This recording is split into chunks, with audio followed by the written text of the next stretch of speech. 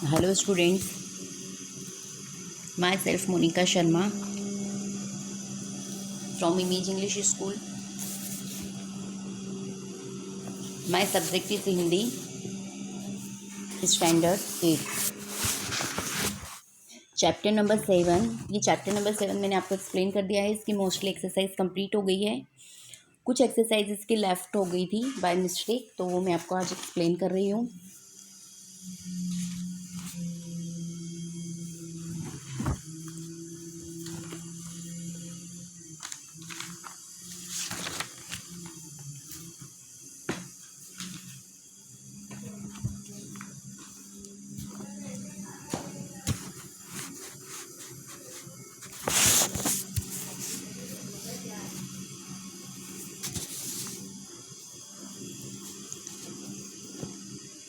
Hard words मैंने आपको टिक करवा दिए थे।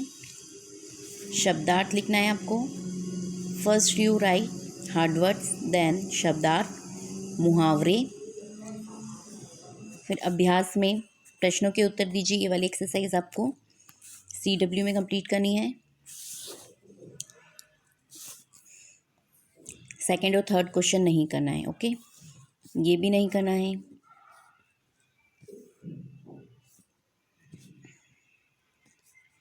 फोर्थ क्वेश्चन भी नहीं करना है। नाउ स्वाध्याय आपको लिखना है CW में। स्वाध्याय में फर्स्ट क्वेश्चन लिखना है, सेकंड किसने किसे कहा, who said to whom, question number third, okay. ये भी लिखना है। क्वेश्चन नंबर फोर्थ में फर्स्ट और सेकंड क्वेश्चन मैंने आपको एक्सप्लेन कर दिए थे। Now I am explain from question number third, okay. यहाँ से मुझे एक्सप्लेन करना था खड़क सिंह ने सुल्तान को कैसे प्राप्त किया, ओके। इसका आंसर मैं आपको एक्सप्लेन कर रही हूँ।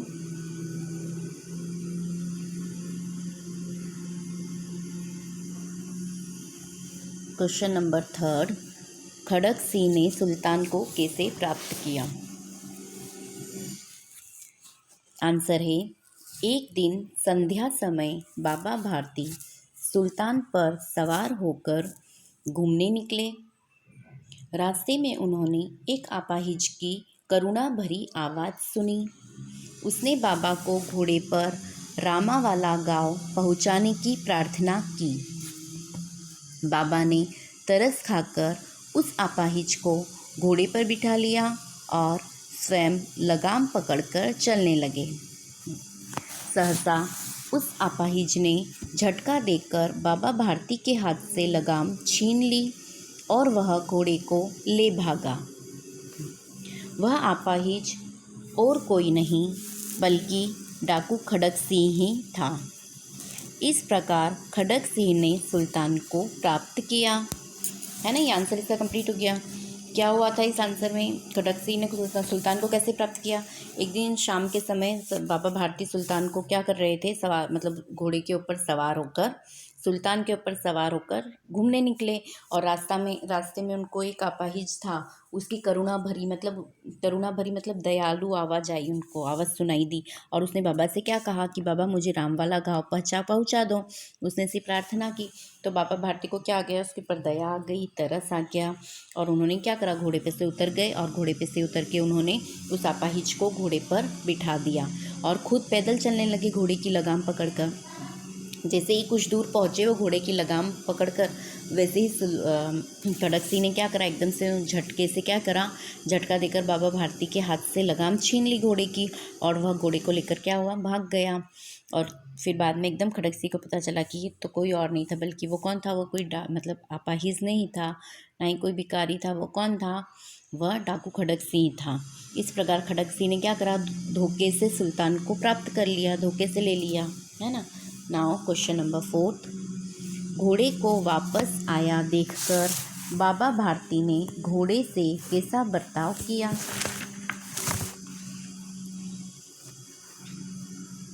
आंसर है, घोड़े को वापस आया देखकर बाबा भारती के खुशी का ठिकाना न रहा।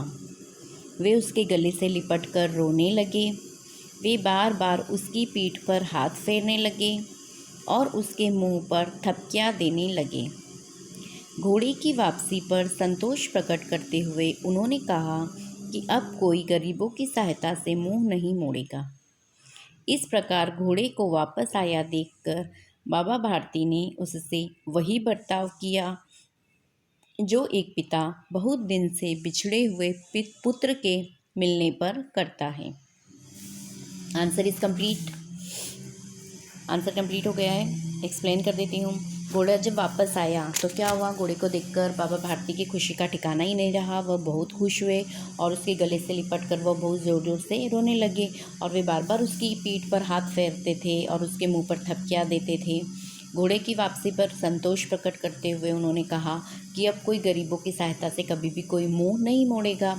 इस प्रकार घोड़े को वापस आया हुआ देखकर बाबा भारती ने उससे कैसा बर्ताव किया, ऐसा ही बर्ताव किया जैसे एक पिता से बहुत दिन से बेटा जब दूर रहता है और जब वो बेटा बहुत दिन बिछड़ने के बाद जब वो बेटा मिलता है तो उसके पिता को अपने बेटे पर जितना प्यार आता है उतना ही प्यार बाबा भारती ने उस घोड़े से किया।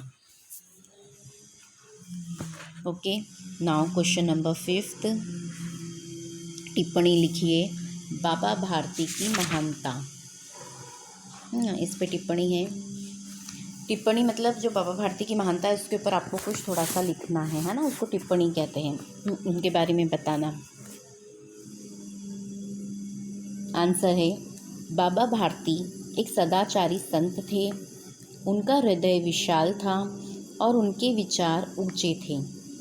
उनके हृदय में दीन दुखियों के प्रति अपार करुणा थी। दीन दुखियों की सेवा करना वे अपना कर्तव्य समझते थे। उन्हें अपनी हानि की अपेक्षा गरीबों और दीन दुखियों की हानि की अधिक चिंता थी। ये सेंटेंस वापस रिपीट कर रही हूँ। उन्हें अपनी हानि की अपेक्षा गरीबों और दीन दुखियों की हानि की अधिक चिंता थी। इसलिए उन्होंने खड़ग सिंह से घोड़े को छल पूर्वक लेने की बात किसी के सामने प्रकट न करने की प्रार्थना की। बाबा भारती के ऊंचे विचारों से खड़ग सिंह जैसे कुख्यात डाकू का हृदय परिवर्तन कर दिया। अपनी हार को भी जीत में बदल लेने वाले बाबा भारती सचमुच एक ऊंचे दर्जे के इंसान थे।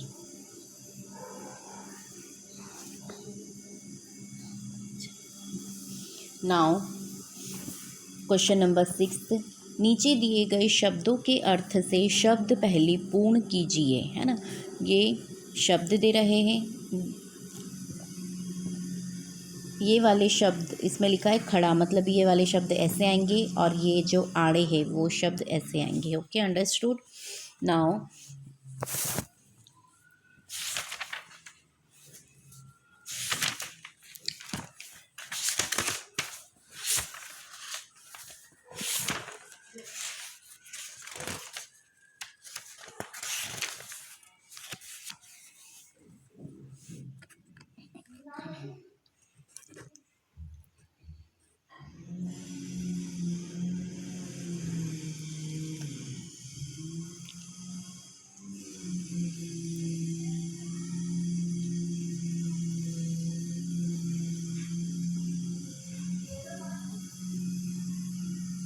नीचे दिए गए शब्दों के अर्थ से शब्द पहले पूर्ण कीजिए, है ना। तो पहले तो हमको इसका पता चलना चाहिए कि इनका अर्थ क्या होता है ना। तो पहला है इच्छा। इच्छा का मतलब क्या होता है, अभिलाषा, है ना। तो अभिलाषा कहाँ दिख रहा है हमको, ऐसा दिख रहा है ना। तो ये खड़ा आएगा, तो यहाँ पर लिखेंगे आप अभिलाषा। अभिलाषा। ओके, फर्स्ट में ऐसा लिखेंगे अभिलाषा। फिर सेकंड का मीनिंग होता है उद्देश्य। उद्देश्य का मतलब होता है प्रयोजन। तो प्रयोजन भी हमको कैसा लिखना है, खड़ा लिखना है। तो प्र का लिखा है, ये लिखा है प्र, है ना। प्र के बाद यहाँ लिखेंगे यो ज न, प्रयोजन। ओके, अब फर्स्ट में अभिलाषा, सेकंड में प्रयोजन, फिर थर्ड में है अचानक। अचानक मतलब सहसा, एकदम से, सहसा गया, अचानक, है ना। तो सहसा थर्ड नंबर पे आएगा, सहसा। ये पहले हम स्टैंडिंग वाले वर्ड लिख रहे हैं। ओके, फिर फोर्थ है दया। तो दया का मतलब होता है करुणा। तो फोर्थ पे क लिखा है, ये क यहाँ उसके बाद लिखेंगे रूणा, करुणा। दया मतलब करुणा। ओके, नाउ अब आड़े लिखेंगे, है ना। आड़े मीन्स सीधे वाले, ऐसे वाले। फर्स्ट का मतलब है बेचैन। बेचैन मीन्स होता है अधीर। तो ये तो लिखा है, के बाद सेकंड में लिखेंगे धीर, अधीर, है ना, ये हो गया अधीर। फिर सेकंड नंबर पर है बड़ाई। बड़ाई मीन्स प्रशंसा। तो लिखा ही है प्रशंसा। फिर थर्ड में लिखेंगे सत्य। सत्य मीन्स सच।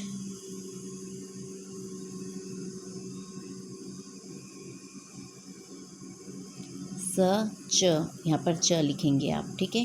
वहाँ पे प्रॉपर आ नहीं रहा है, मैं आपको यहाँ पर लिख के बता रही हूँ। थर्ड नंबर पे लिखेंगे तो लिखा हुआ ही है, सच यहाँ पर च लिखना है आपको। ओके, ये वाला च यहाँ लिखेंगे इस ब्लॉक में, सच। नाउ फोर्थ नंबर नभ।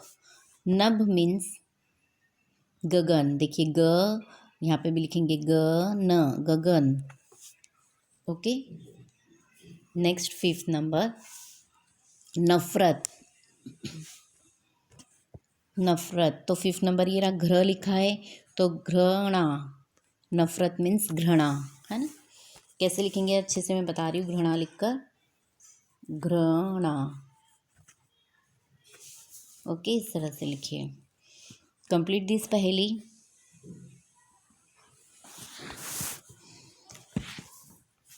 Now question number 7।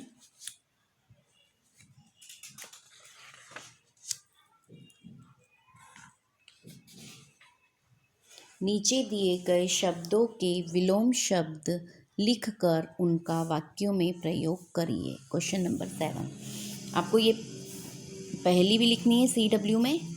ये सब एक्सरसाइज जो मैंने अभी आपको बताई है, ये क्वेश्चन ये भी कहा था स्वाध्याय में। Question number first, second, question number third भी लिखना है, क्वेश्चन नंबर फोर्थ भी लिखना है, फिफ्थ भी लिखना है, क्वेश्चन नंबर 6 भी लिखना है। नाउ क्वेश्चन नंबर 7 भी आपको लिखना है, विलोम शब्द, है ना। फर्स्ट है सुंदर। सुंदर मीन्स असुंदर या कुरूप, है ना, उसका वाक्यों में प्रयोग होगा। उनके नौकर का चेहरा असुंदर था, कुरूप था। ओके, नेक्स्ट है जमीन। जमीन का मतलब जमीन का आसमान विरोधी शब्द होगा और वाक्य बनेगा नीला आसमान देखकर यात्री खुश हो गए। थर्ड नंबर है संध्या। संध्या मीन्स उषा। वाक्य बनेगा उषा की लालिमा दर्शनीय थी। नेक्स्ट है गरीब। गरीब का विरोधी शब्द होगा अमीर। वाक्य होगा वह जमींदार बहुत अमीर था। नेक्स्ट है विश्वास। विश्वास का वाक्यों में प्रयोग होगा अविश्वास, विरोधी होगा अविश्वास और वाक्यों में प्रयोग होगा सेठानी को नौकर पर अविश्वास था। वाक्य आपको किस पे बनाना है, इसका जो मीनिंग है, अर्थ है ना, विलोम शब्द का जो विलोम शब्द है उसके ऊपर आपको वाक्य बनाना है। सॉरी। Now question number 8। दिए गए शब्दों में उचित उपसर्ग जोड़कर नए शब्द बनाइए। उचित उपसर्ग जोड़कर नए शब्द बनाइए। ओके, फर्स्ट है प्रति और नीर, है ना। ये भी नोट आपको CW में लिखना है, ये वाली एक्सरसाइज भी। ओके, 7 भी और 8 भी। ये दिन लिख रखा है इसमें, अब हमको उपसर्ग लगाना। उपसर्ग कहाँ लगता है, हमेशा आगे, यहाँ पे उपसर्ग लगेगा और उससे ये जो बनेंगे वो नए शब्द बनेंगे। ओके, आपको इसी तरह से लिखना है CW में भी। तो फर्स्ट है प्रति, है ना। प्रति में क्या लगेगा, प्रतिदिन। निर तो लगेगा, निर्दिन तो होता नहीं है ना, कोई वर्ड जिसका कोई मीनिंग निकल सके। प्रतिदिन होता है, तो दिन में हम प्रति उपसर्ग जोड़ेंगे। मूल में निर प्लस मूल इक्वल टू निर्मूल। फिर जल में निर्जल, निर प्लस जल इक्वल टू निर्जल। फर्स्ट में आएगा प्रतिदिन, सेकंड में आएगा निर्मूल, थर्ड में आएगा निर्जल।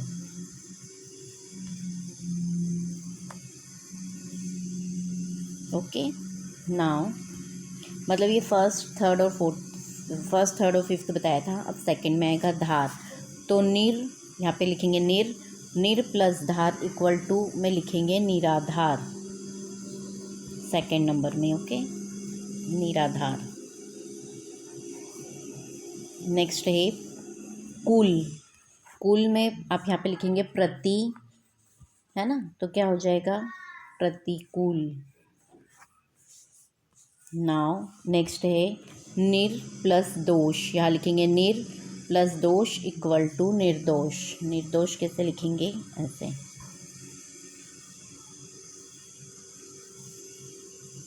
Okay, complete this exercise. Now next question number 9, दिए गए शब्दों में प्रत्यय जोड़कर शब्द बनाइए। प्रत्यय कहाँ जोड़े जाते हैं, पीछे, है ना, और उपसर्ग शब्द के आगे जोड़े जाते हैं। ओके, और इनसे जो शब्द बनते हैं वो हम यहाँ लिखते हैं। अब फर्स्ट है मुख। अब आपको प्रत्यय क्या दे रखा है, इक और त्व, है ना, तो मुख में हम क्या जोड़ेंगे, इक, तो क्या हो जाएगा मौखिक।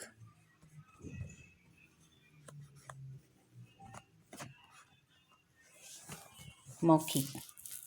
सेकंड है मनुष्य प्लस त्व इक्वल टू मनुष्यत्व।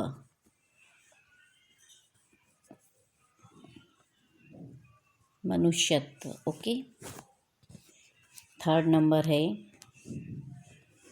भूत प्लस इक, आप यहाँ पे लिखेंगे इक और इक्वल टू में लिखेंगे भौतिक। भूत प्लस इक मिलके क्या बनेगा, नया शब्द भौतिक।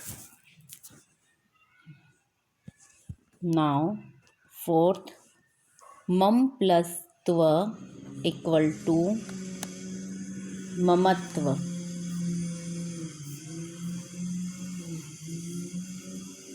नाउ फिफ्थ नंबर, समाज प्लस इक, यहाँ पे इक लिखेंगे और इक्वल टू में लिखेंगे सामाजिक।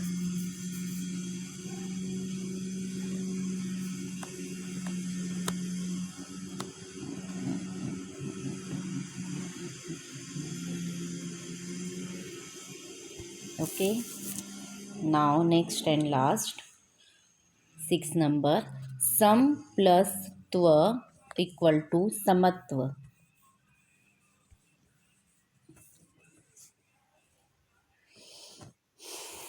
Okay, now next and last exercise.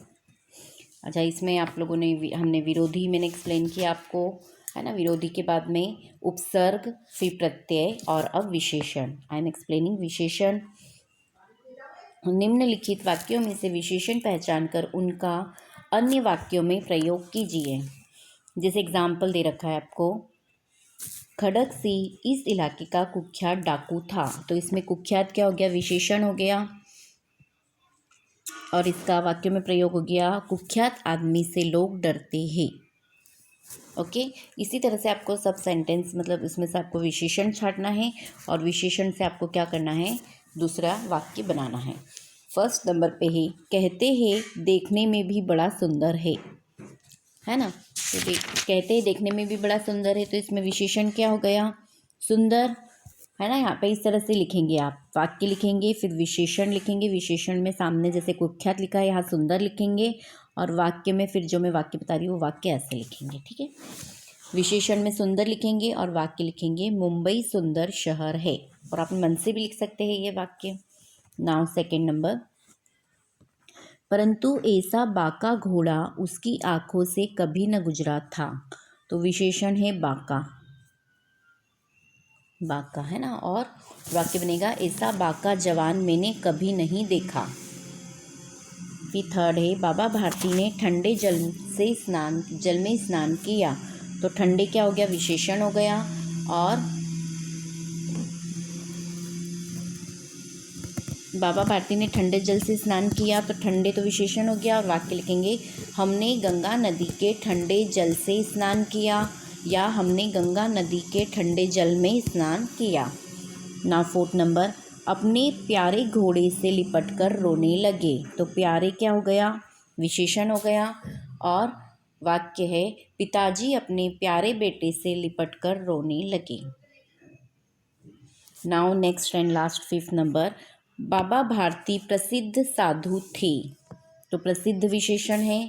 और वाक्य है, सचिन तेंदुलकर प्रसिद्ध खिलाड़ी है ना, या फिर लता मंगेशकर प्रसिद्ध गायिका है ना। इस तरह से भी आप लिख सकते हैं, कुछ भी वाक्य अपने मन से बना सकते हैं। चलिए, now completed this chapter and you have to complete in your CW। आपको ये वाली एक्सरसाइज भी CW में करनी है। स्वाध्याय की सब एक्सरसाइज आ गई है ना, स्वाध्याय की all exercises you have to complete in your CW।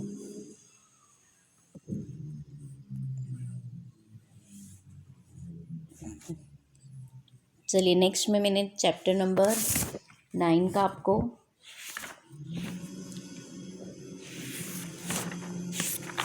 8 तो मैंने आपको एग्ज़ाम के पहले एक्सप्लेन कर दिया था। 9 चैप्टर मुझे मैंने आपको हाफ ही एक्सप्लेन किया है ना। Half I will explain in next lecture and only revision बचा है हमारा, पुनरावर्तन। ओके, चलिए, complete in your CW in this chapter. Okay, bye, thank you.